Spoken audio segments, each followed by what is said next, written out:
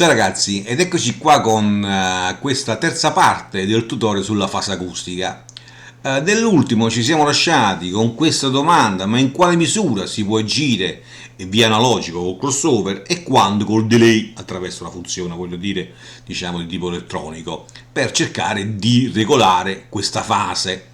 Bene, per rispondere a questa domanda dobbiamo fare un piccolo ripasso veloce su quando ci siamo detti nei tutorial passati, quindi darò per scontate che alcuni concetti e termini sono conosciuti, ok? La velocità del suono a 20 gradi centigradi è pari a 344 metri al secondo.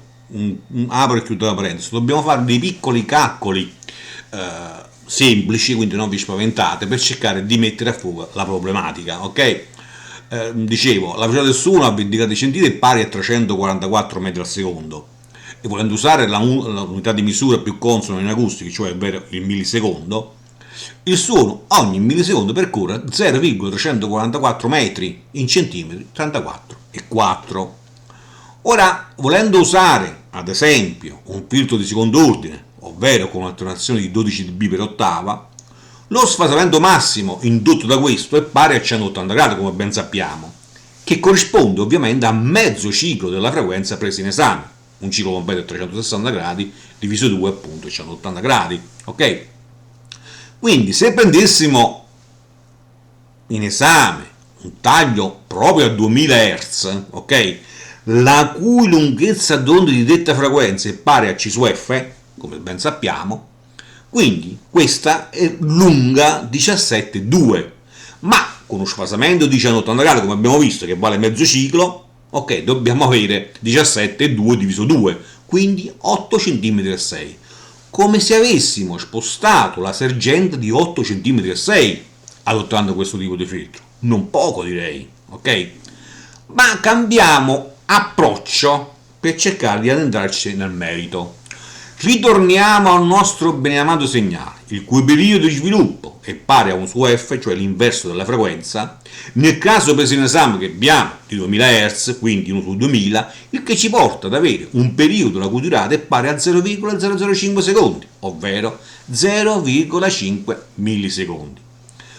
Con un sfasamento massimo imposto, come abbiamo visto, 180 gradi, quello di secondo ordine, che vale ovviamente mezzo ciclo, ci porta ad avere un ritardo a 2000 Hz di 0,25 millisecondi, 180 diviso 2, quindi 0,5 diviso 2, 0,25. Ma abbiamo visto che il suono viaggia nello spazio a 34,4 cm per millisecondo. Abbiamo questi 0,25 millisecondi per 34,4 cm, abbiamo uno sfasamento temporale massimo di 8 cm e 6, come abbiamo visto anche in precedenza, oltretutto. Ora, tendenzialmente la fase in un filtro varia della sua banda di transizione molto al di sotto dell'FC 0 gradi, cioè non varia, e molto sopra l'FC a quella massima vista di detto filtro, che nel caso di 12 dB per è 180 gradi. In teoria potremmo compensare attraverso questo tipo di filtro uno spostamento massimo spaziale, ok, di 8 cm e 6, non di più, perché è quello massimo. Adottando questo tipo di calcolo si può anche prevedere quando si può compensare con un filtro di ordine maggiore, quale terzo e quarto ordine, da evitare tra l'altro, ok? Quale, diciamo, spostamento spaziale si può compensare? Sta di fatto che nel nostro caso di esempio del secondo ordine, se avessimo distanze da compensare che vanno ben oltre i nostri 8 cm e 6, non sarà possibile, è quello massimo, e in tal caso, giusto appunto, sarà necessario utilizzare un delay, che abbiamo visto trattasi di una funzione, uno strumento disponibile nei filtri elettronici o DSP, che dir si voglia. Tradotto in altri termini, è chiaro che quando lo sfasamento indotto dal filtro, ok, in questo caso temporale, è inferiore a quello spaziale indotto dalla posizione, non si può operare più attraverso il filtro analogico e sarà necessario nel caso, diciamo, il delay previsto dal DSP, un eventuale DSP.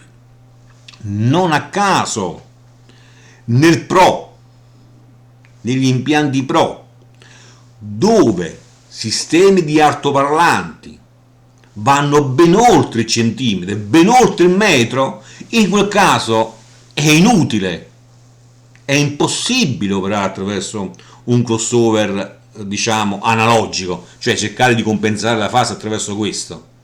Non è pas possibile. Ma anche adottando un terzo e quarto ordine, al di là che sarebbe, diciamo, poco felice come soluzione, perché un terzo e quarto ordine è vero sì che aumenta lo sfasamento e quindi si può compensare di più, ma le problematiche, le perdite si moltiplicano all'ennesima potenza. Ok? Questo ci dice anche che quando a detta frequenza la lunghezza d'onda, ok, è inferiore alla distanza, come abbiamo visto, si ha un segnale per forza di cosa sfasato. E questo ci riporta alla nostra, diciamo, somma incoerente, che è giusto appunto la somma di due segnali sfasati. In alta frequenza, l'abbiamo visto, si somma in modo incoerente, perché in alta frequenza la lunghezza d'onda è piccola, la distanza dei diffusori è maggiore e quindi si ha per forza di cosa una somma incoerente, ovvero sfasata. Si potrebbero fare altre, diciamo, deduzioni, ok, considerazioni, ma non è questo il momento più adatto. Mi fermo qua, spero di non aver commesso qualche grosso errore, eventualmente me lo segnalate. Consiglio sempre per chi fosse interessato di iscriversi al canale laddove ciò che propongo è di suo interesse. Se il video vi è piaciuto mettete un mi piace per darmene atto. Ci sentiamo per la prossima. Ciao!